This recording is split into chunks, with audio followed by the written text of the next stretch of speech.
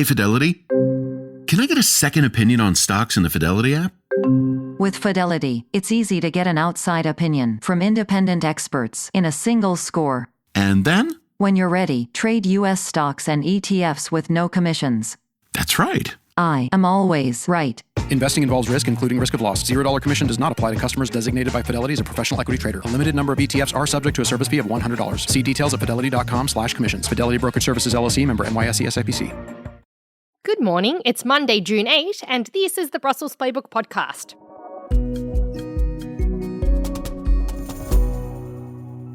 The vibe in Brussels today is turbulent as the EU struggles to land the plane on new consumer protections for airline passengers. Sorry, folks, that was... Double metaphor alert. Also on the pod, if Jordan Bardella wins the French presidential election, how would he approach the EU? We hear from some insiders. And the flamingo revolution has come to Brussels. We explain the recent protests in Albania and what the pink bird has to do with us here in town. I'm Zoya, and with me today is Nick Vineker, our chief foreign affairs correspondent. Hey, Nick. Hi. We're talking about flying today. What would be like the one thing that you think would make flying tolerable for you? I think you got to stop charging for the carry-on trolleys. That is a crime, and you need to fix it. You've been dinged recently. I saw you get dinged when we were flying together to the Czech Republic. Yeah, I didn't get the memo that now the basic fare does not include carry-on. What's going on here? Well, let me tell you what's going on, Nicholas Vineker, because that is our first topic of the day. So today, the EU's transport ministers are meeting, and they are going to be talking about all sorts of things. One of the things they're talking about in the any other business item on the agenda is this bitter struggle that's happening at the moment around the EU's protections for airline passengers. Last week, we had these negotiations. They've been dragging on, and they fell apart again, Nick. What's going on? The issue is we're talking about amending the passenger's Bill of Rights, essentially. The European Commission proposed to revamp the system in 2013, but those proposals stalled until last year when countries came up with a new common position. And a big issue they're talking about now is how much compensation they should get for delays and how easy it should be to get that compensation in the event of a delay. Yeah, that's right. Now, this is going to touch all of our listeners at some point, I expect, because lots and lots of people flying around all the time. Currently, there is this rule that says that if your flight is delayed by 3 hours or more, you get compensation. And that ranges from around about €250 to €600, depending on the length of the delay, etc. But at the moment, it's quite difficult for the passengers to figure out how to get that compensation. And in fact, according to a joint statement from consumer campaigners, only around about 38% of eligible passengers are actually receiving that compensation in the end. But meanwhile, on the airline side, they're saying they're being forced to spend loads of money on this compensation system, and that's adding around about €8 extra to the cost of every ticket for every passenger. So they're saying it's too much. Consumer advocates are saying it's not enough. So here's what's on the table, and you can decide whether this is good or bad. But the idea is to extend the compensation threshold to at least 4 hours. So that means if your flight is delayed by 3 hours, you wouldn't get compensation anymore, but 4 hours and more, you would. If it's a flight that is with it less than 3,500 kilometers or within the EU, and it would climb to 6 hours for flights outside of the EU. Now, on the other side, airlines would have a new obligation to send passengers a link to a compensation claim form within 48 hours of the scheduled arrival time. Now, can we say this is watering down the rights of passengers compared to what existed before? I think in some ways, yes, in some ways, no. So I think it's strengthening some things by having this claim form be more obvious, so maybe people might actually get their compensation. Why not just add that? Well, Nick, you don't get something for nothing. Yeah. Look, we won't go into the various beats of this negotiation that's been happening, but suffice to say, there were 16-hour talks on one particular day last week. Everyone had sort of reached this compromise agreement, and then it all fell apart Friday night at the last minute. Some countries are saying this is not enough compensation, this is not enough sort of consumer-friendly stuff. Others are saying this is too much for them. And basically, it's all just a mess. There is also one other element. Now, takes us to your trolley complaint, because one of the things that they did manage to agree before it all fell apart was that airlines should have to, when they give you a price for a basic fare, that price should include a carry-on trolley that you can have without having to sort of think about, oh, how much extra is this going to cost? Amen. That would be the default status. And if you didn't want to bring a trolley, then you might be able to get a discount. An airline might give you a discount. So that was part of that agreement. But again, we don't know if that's going to end up happening at all, because if they can't get their act together by June 15 and agree to a common position on all of this stuff, it all reverts back to the status quo. No trolleys, but compensation after 3 hours. So yeah, that would be baked in as of this summer, but look out for any breakthrough there. Absolutely. And folks, listeners out there, what changes to airline policy do you want to see? Let us know. Tell us your wish list. Nick, I am really happy to have you on this podcast because you are a bit of a Jordan Bardella / National Rally head. I mean, not a fan, but an expert. Wondering how that sentence was going to finish, but we got you there. landed it. You landed the plane. Oh, Nick, we've already finished with the plane puns. Time for French puns now. Listen, the French election, we know it's happening early next year in April. Yes. Jordan Bardella, the leader of the far-right party National Rally, looks like he's the front runner to win unless Marine Le Pen manages to win a court case and is able to run, in which case we might have some questions. But it looks like Jordan Bardella. And Politico has been speaking with officials from the far right around the EU to understand what approach they might take if Bardella does actually win. And that's our colleague Max Guerriero who's been making those calls. So what are they saying? So the blueprint for Bardella National Rally seems to be Italy's Giorgia Meloni. So, she's been someone who's positioned herself as willing to work with the EU. She's worked very closely with von der Leyen's center-right European People's Party to sort of become part of the mainstream. And Bardella is sort of modeling himself after Meloni as a constructive, let's say, national right-wing figure. He's also done unusual things such as praise German Chancellor Friedrich Merz, and he's turned his back to the Alternative for Deutschland, which is a controversial right-wing German party. And he started to lay down some more detailed policy plans that look a lot like what is being drawn up in Berlin, Rome, and Warsaw, especially on things like migration and deregulation. And when you get into other areas, like anything that would be building something in the EU, it looks more like the classical national rally. Yeah, but there are still fears that what Europe might get is less Giorgia Meloni and more Viktor Orbán, who's that former Hungarian prime minister who's gone now, but he acted as a big blocker in the EU. And Bardella's own camp is not actually ruling this out. In fact, one French official said from the national rally, said, if Orbán always uses his veto and Meloni uses negotiations, we will do both. So that's an interesting little insight into what the plan is. It might be a bit of a mix between Meloni and Orbán. Yeah, and I think, the real kind of wedge issue here for the national rally is Russia and has always been. And the question is, well, we talk about this veto, it's an abstract issue. The question is, what would they do on further assistance for Ukraine? What would they do on enlargement? They're still kind of leaving that a little bit open. But what's really interesting is what we're going to talk about next, about where they might fit in parliament, which could suggest perhaps a changing of the line there from sort of pro-Russian historically in the national rally to something different now. Yeah, that's right, Nick. I mean, the thing is, currently the National Rally are in the Patriots group, which is the European Parliament's far-right group that's quite Russia soft on Russia, not a Ukraine backing group.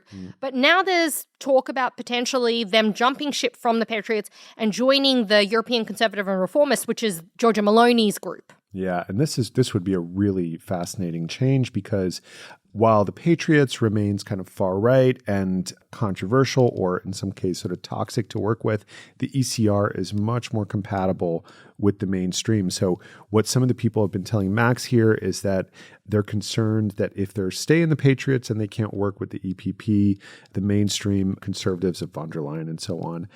But it's obviously not a resolved question. One National Rally MEP said it's a bad idea because Meloni's camp and Bardella's camp could end up fighting for dominant supremacy inside the ECR. And one thing we know about nationalists is they often don't tend to work very well together in sort of transnational settings. Yeah, so it's a question of if they join the ECR, they're having to battle for the top of the group with the Meloni's brothers of Italy. If they stay in the Patriots, they're top dogs in the Patriots.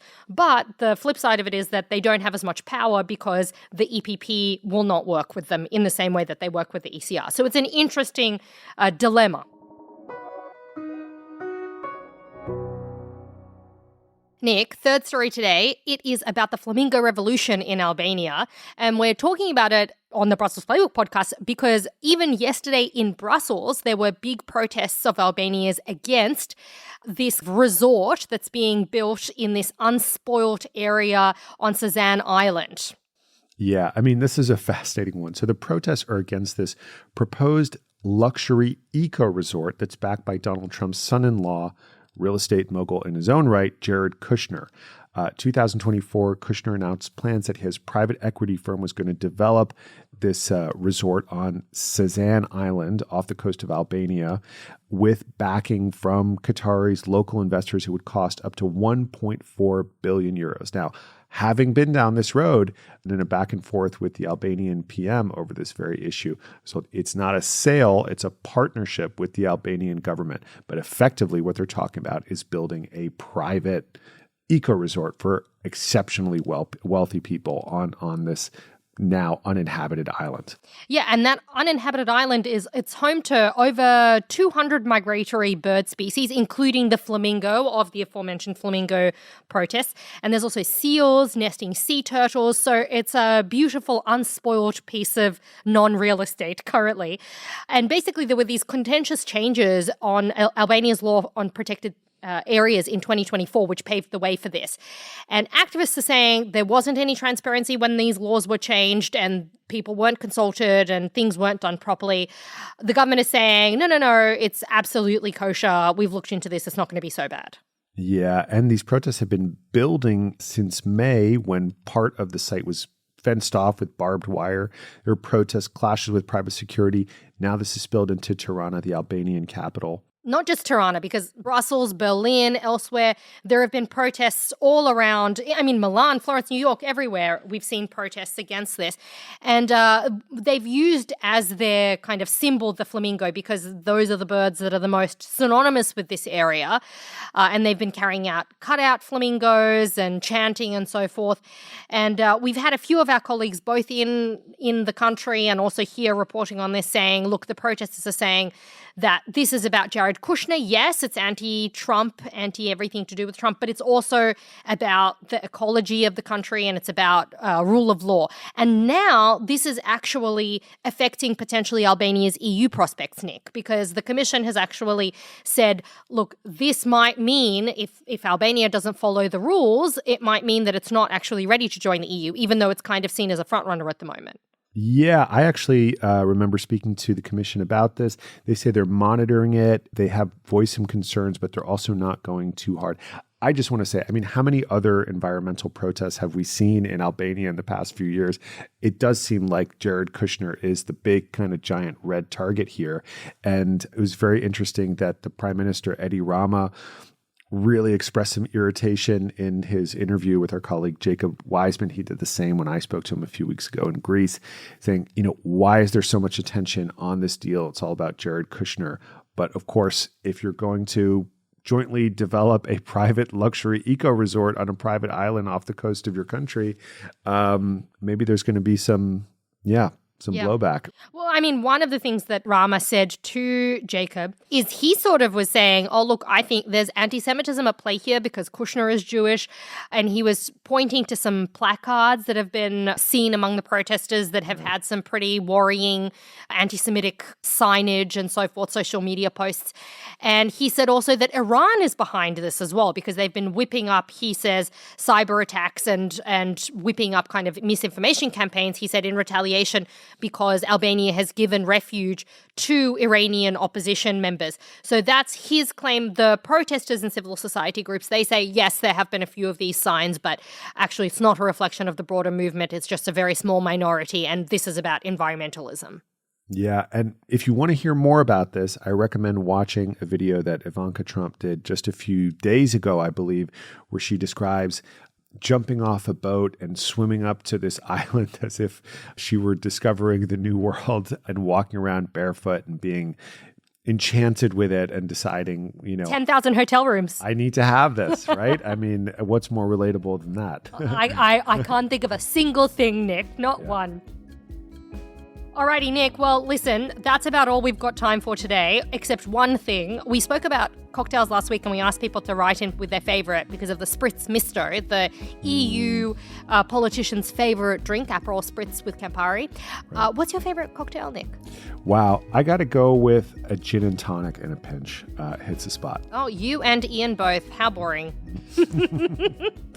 We've had a few of our listeners write in with their recommendations too. Jonathan from Switzerland, who I suspect is a bartender because of his very specific and niche cocktails, suggested a Martini Royale or a Negroni Spagliato. There you have it. Do it. Joey from Brussels, Cosmo or a Mojito. And then we've had Evangelist from Greece who reckons a lime daiquiri hits the spot. When doesn't it? No one said a martini. Or a martini, if you're a Shorzy fan out there. Very niche joke for a small number of hockey-loving Canadians. Righto, folks. That's it from us today. Let us know what you think. Send us a review. Write us a WhatsApp. Link is in the show notes, as it always is. And look after yourselves.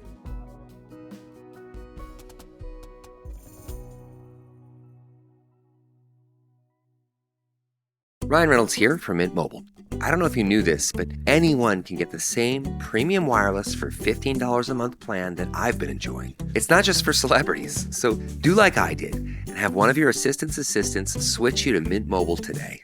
I'm told it's super easy to do at mintmobile.com/switch. Upfront payment of $45 for 3-month plan, equivalent to $15 per month required. Intro rate first 3 months only, then full price plan options available. Taxes and fees extra. See full terms at mintmobile.com.